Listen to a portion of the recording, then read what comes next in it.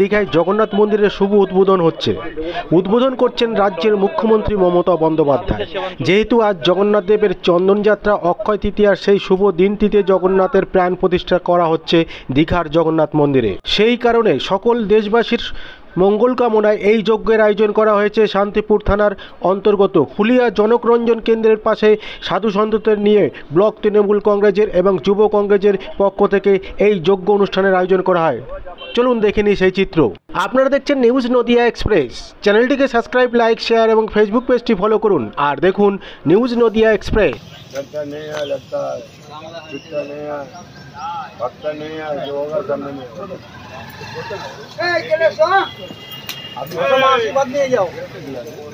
আস্তে আস্তে এই বাবাজি একটু ঘি মধু দিয়ে যেটা যোগ্য হয় করা যাবে না এখন একটু একটু করুন না।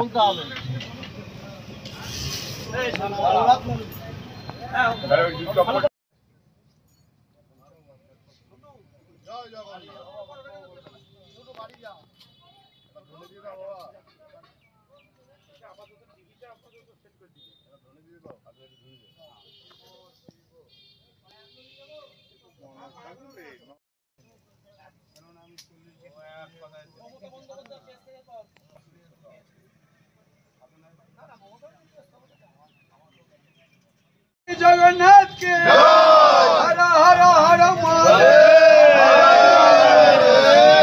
अलग निरंजन। चलो चलो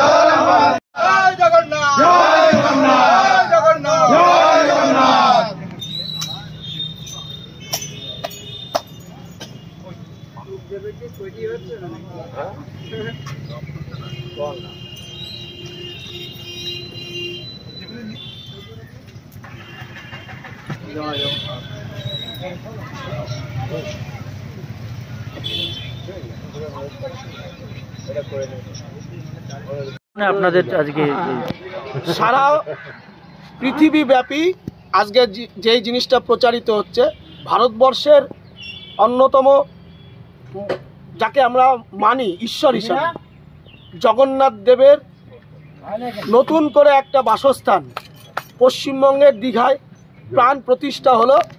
সেই প্রাণ প্রতিষ্ঠাকে কেন্দ্র করে বিশ্ববাসীর প্রতি আজকে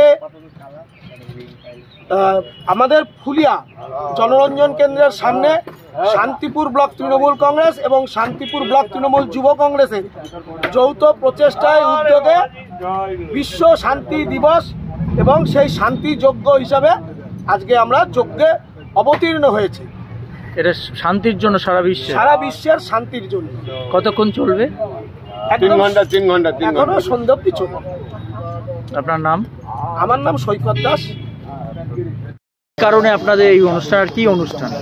আজকে মূলত দীঘার যে জগন্নাথ মন্দির, বাংলার জননেত্রী মমতা বন্দ্যোপাধ্যায় তার স্বপ্নের যেই মন্দির আজকে প্রতিষ্ঠিত উদ্বোধন হচ্ছে দীঘাতে। তাই আমরা আজকে ফুলিয়াতে সমগ্র বিশ্বের শান্তির কামনার্থে আমরা আজকে শান্তিযজ্ঞর আয়োজন করেছি। কতক্ষণ চলবে এটা? আমাদের এটা চলবে বিকেল পর্যন্ত, 5টা পর্যন্ত চলবে। কি নাম আপনার? আমার নাম পরেশ বিশ্বাস, শান্তিপুর বি ব্লক তৃণমূল যুব কংগ্রেসের সভাপতি।